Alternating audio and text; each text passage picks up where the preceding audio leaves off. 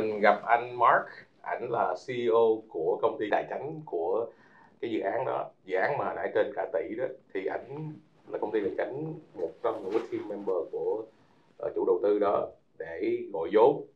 Thì hôm nay mình sẽ hỏi ảnh những cái khó khăn, những cái dự án go through về dự án mà khá lớn như vậy thì khó khăn thế nào, và cách mà gọi vốn, cách làm ăn thế nào cho đúng, chứ không phải là chỉ có mình tự làm. Okay, hi Mark. All right. Hi Dan, great to have you here. I'm sorry that we were late earlier. No worries. But here's the thing. So we have all community or Vietnamese community because of a lot of people want to start construction, developing land, mostly in Texas, a lot, and they put money in, and the way. Let's go back and talk about this project first, though. Then I go to the detail, and you can educate us what's the best way to go when you want to raise funds. Okay. Let's go to the project. So the project, Brooklyn Basin, it's a project.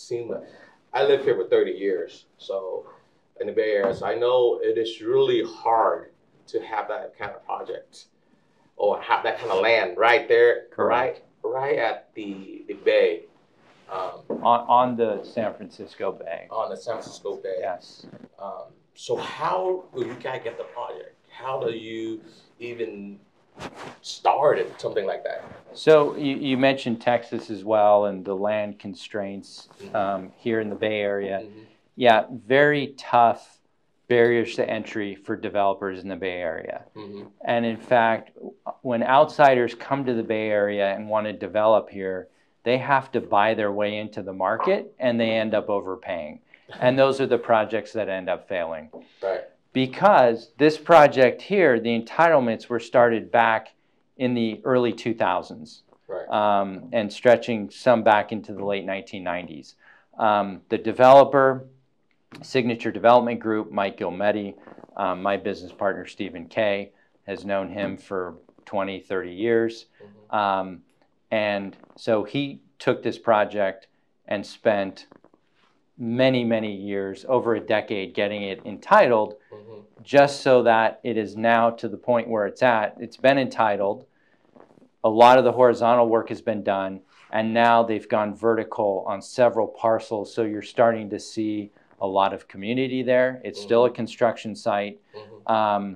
But in a couple years' time, it's going to be amazing waterfront property that, again, for someone coming in from the outside, they'd have to spend 15, 20 years to get this type of development. Those are the type of barriers to entry, right. Not just in California, but then a subset of that Bay Area is even harder within all of California. Yeah. So it's incredibly difficult. It takes a lot of time. You have to be local. Otherwise, you're buying your way in, you're going to overpay, and a lot of people lose a lot of money. So with developing project, you have to be local.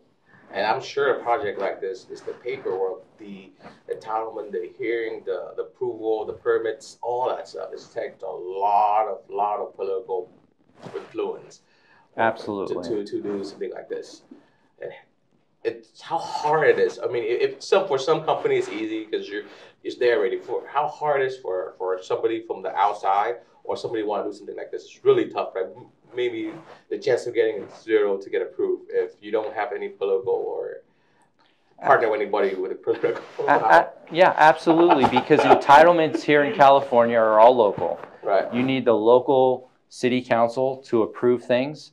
You have local community groups that can shut projects down mm-hmm. using what's called CEQA laws, which are environmental laws. And so they make up all these excuses about environmental reasons why a project, would hurt the environment, isn't viable, can't move forward, and they'll shut projects down. So you need to build those relationships. You need to have them mm-hmm. because those approvals are really gifts to developers in the local community in what, that project is going to bring to everyone. And to show that, to prove it, to build your reputation, right. takes a very long time. You just can't come in and be an outsider and build those relationships quickly and effectively to get a project done. That's not how it happens here in California. Right. So a lot of my a lot of my investors or a lot of people that in my community that developers, they tend to do everything themselves and don't have a team in place to do something like this or similar or smaller scale. And sometimes they have the money, and I keep telling them, hey, money is not the problem at the moment when you try to get the land or try to get approved. Right. It's just the most important thing is how you get approved and how the process. Usually you have to team up with a financial company, a capital company that do different parts because everybody have to do different parts to bring a project into life, right? So for a project like this, how many players in there do you know, like company wise, like or specialty wise? Like right. there's a capital, there's lobbyists, or there's different, you know. Yeah, and it's not necessarily having all that expertise in-house because even developers here don't have, you know, in-house architects and general contractors, capital finance people to raise the money. You know, a lot of it is outsourced. But what you do need is those relationships, established relationships. You need to know how business is conducted here in the United States so that you know what needs to be in the contract. So, you know, they can't steal money from you or, you know, make a contract where it's just unviable and makes a project unprofitable and there's nothing you can do at that point. People get tripped up so many times coming to develop here because they don't know who are the right partners, what they need to have in contracts, and you can try to hire people, but every hire that you have to make across, you know, 25 different relationships and hires, if one of those is a bad hire or a bad relationship, that can get you into trouble and make things unprofitable and set you back. Right.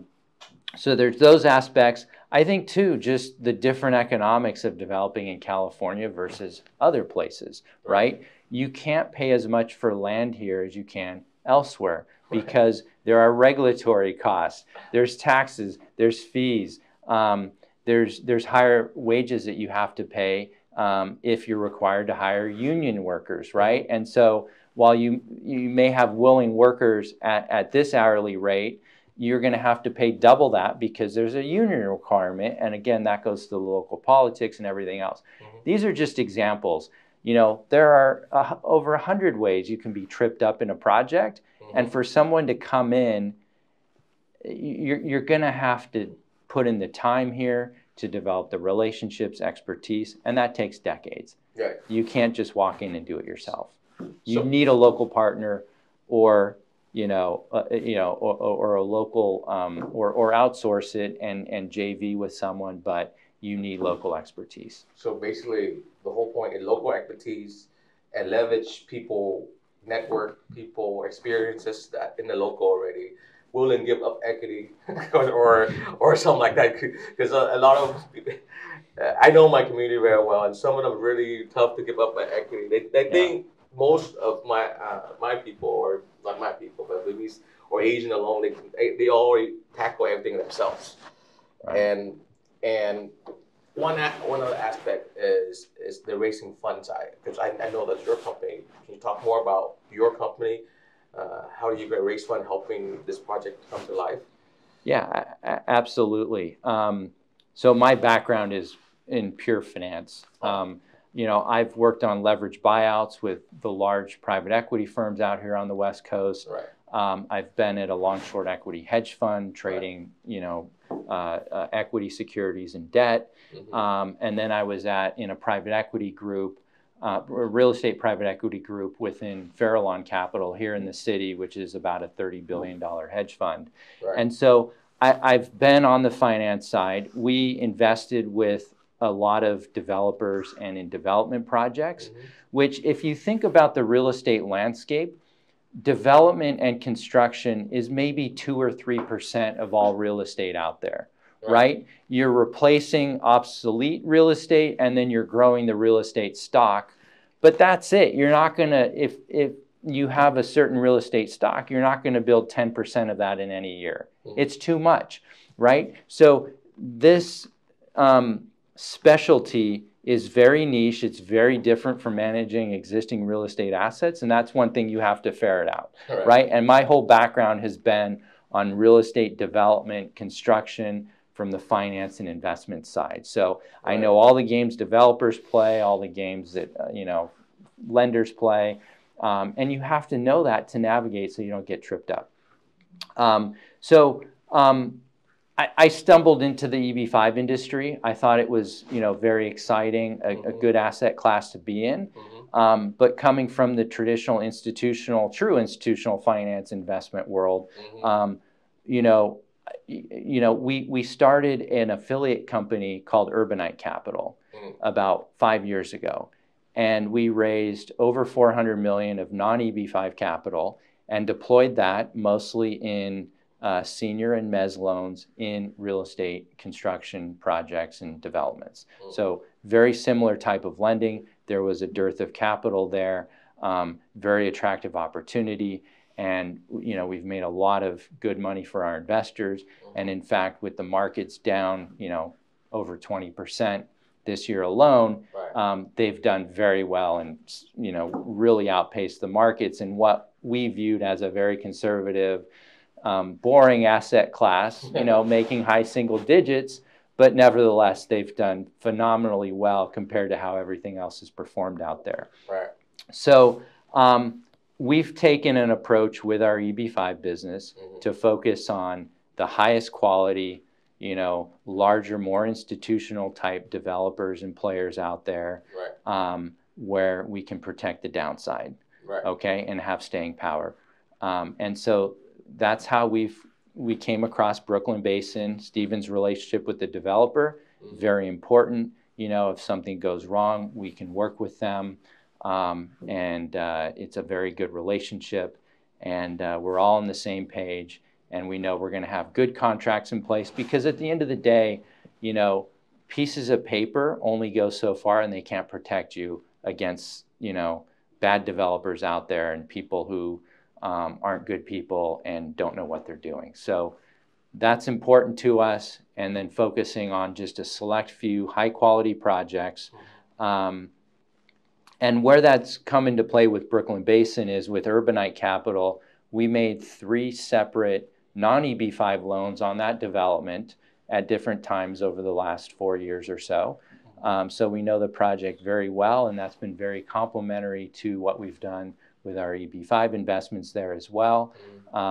We did our original EB5 investment a few years ago, and this will be our second EB5 offering. So we know the project very well, and our background of institutional finance and investment and bringing that into EB5 really sets us apart, because most other regional centers out there, they come from an immigration background. They focus on the immigration aspect, but underwriting the project. But they don't know how to underwrite projects. They're not investors. They're not institutional investors. That's my background. Stephen has run a law firm in the city here for 45 years, and that's where a lot of other projects have gotten, and regional centers have gotten into trouble. Yeah, I think Mark did point something out very important. Got to understand the game. A lot of people are just like, hey, I know the process, how to do it, but the game is different. There's a rule to the game, and there's a player in the game. But that's the most important thing, that we're looking for a financial company to back, capital company to back us up, or a regional center that help us raise the fund for B5. A lot of developer that don't understand, they just want to get the ease. I think they're gonna go through a regional center, like you said, that have this open. They just do the paperwork, the immigration side. Right. But what's important is the underwriting part. Yeah. So for a developer to qualify for you to get on the project, then you must underwrite, make sure the project makes sense, correct? It's not just underwriting either, right? Mm-hmm. Even working with the top-notch developers, mm-hmm. our expertise is financial investments, right, and structuring the deals. So structuring the deals in a way that works. And let me give you an example. Right. When we first did our first EB5 deal on Brooklyn Basin, that developer partnered with a Chinese developer who came in and thought they could do it themselves. Right. They had all the investors, and they thought they could bring them in. Their EB5 offering completely failed. I think they brought in about 6 investors. And as a result, the construction stalled, and the project was kind of at a standstill. Right. Then on the U.S. side, they said, look, these guys know what they're doing. We're going to go and get global. We came in, completely revamped the EB5 program, structured the deal properly, protected the existing investors. And, that's always our first concern in putting clients first. Right. So they were protected. We agreed to take on all their, immigration requirements and, fight for their approvals and get everything, get their jobs that they needed. And then we raised the rest of the offering for them and turned the project around. And since then, that's why then we did loans with Urbanite, and now we're doing the second loan here. And what it does for the developers, it makes it turnkey. It's like another loan from an institutional lender, right? Whereas when you work with people who don't know what they're doing on the lending side or other regional centers, it's tough, because they don't know how to structure the deals properly. And I've seen so many documents and other projects where I come in, I can point out all the flaws and say, you should have done it this way. There's no protections here. This guarantee is worthless. They don't know what they're doing. So what happened is the reason I'm doing this video is I want our community to see that to do a project EB5, you have to do it right, because there's a lot of people ahead of me, like 5 or 6 years before us, my time. They did a lot of things themselves.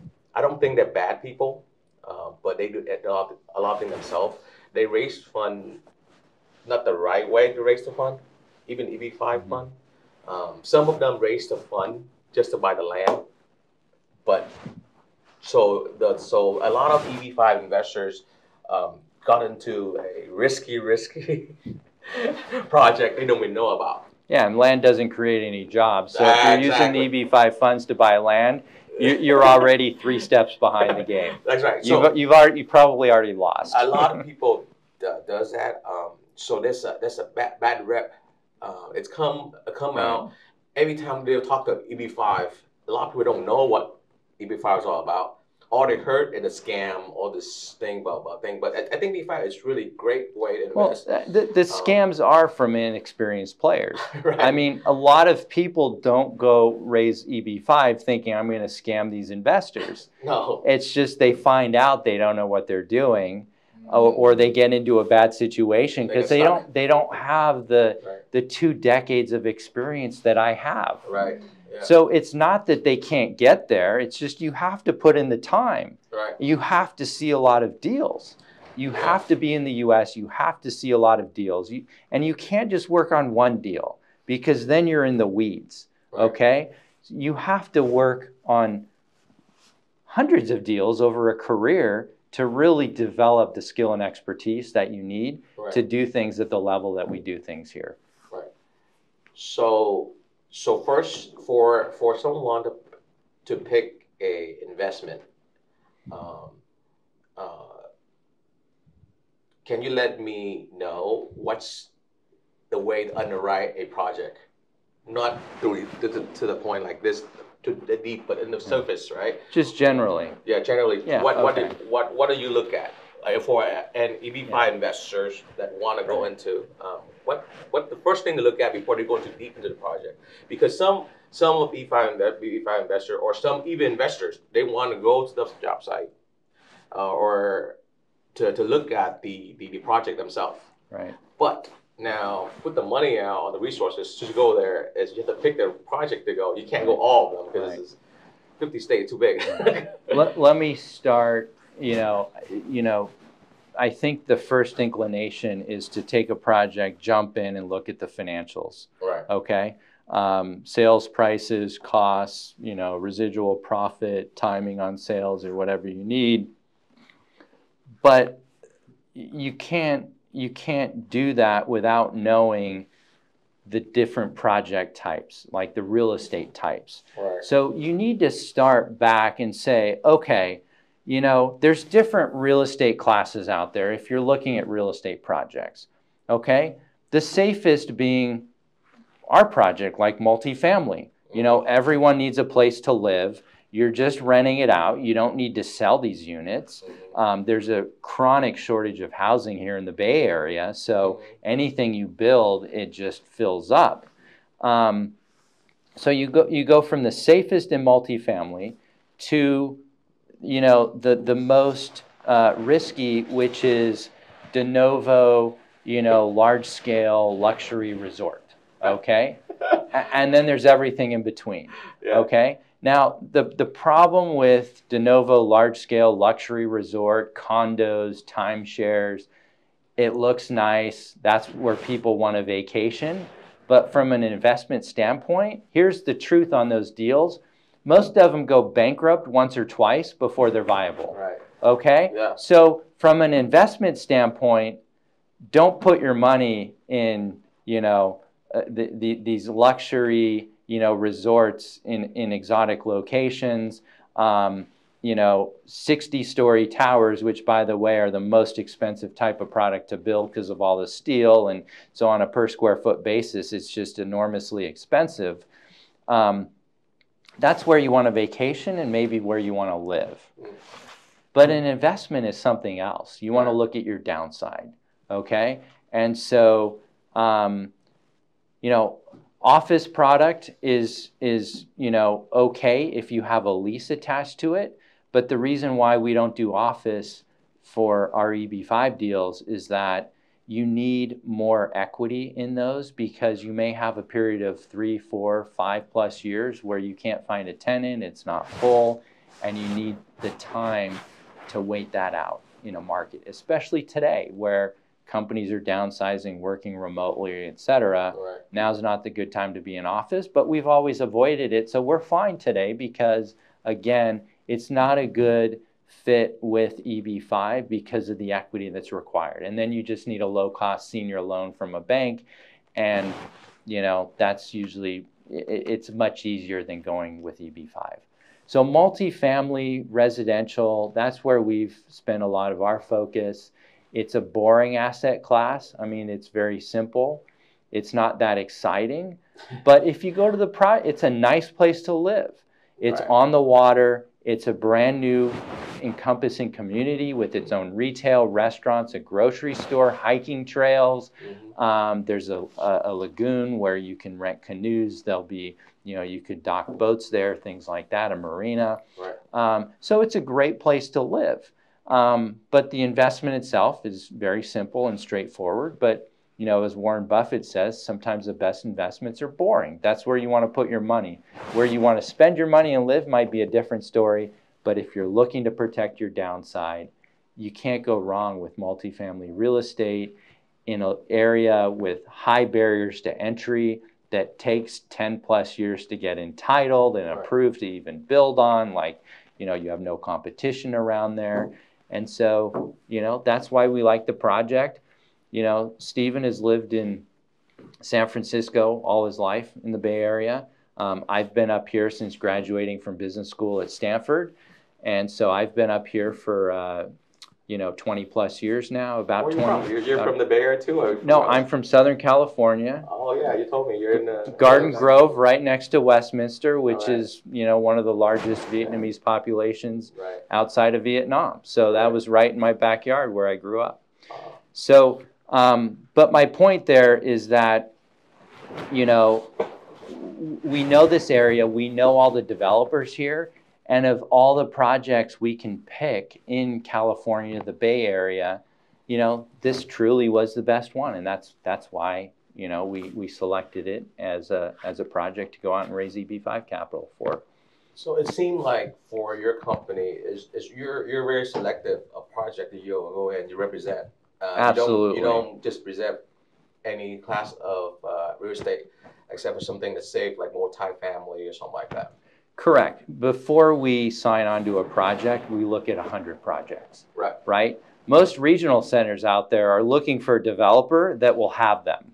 So we're not that way because we have lots of options here. So is that one of the criteria for underwriting a project is see the team player, which means an AB5 investor can look at the regional center and underwrite the regional center. What kind of regional, how many deals they've done, or are they experienced? Who are the CEO, who are the head, the manager of that regional center, or what kind of project we go in? Because I know regional center, some that's just whatever it takes. So a lot of regional centers will take any project that will come to them. And so what you have out there is through the last 10 years that we've been in business is there's regional centers that they're trying to raise $50 million. They'll raise like $5 million or $10 million. And so you have all these partial raises because they're taking on whatever projects are out there. Whatever developer will pay them the most money, right? We don't do that. Every deal that we've done, every one of our funds, we've raised 100% of the targeted amount. That's why developers come to us. Why can we do that? Because we're selective. We're only choosing the best projects. And we go out into the marketplace and present those projects and let the projects sell themselves.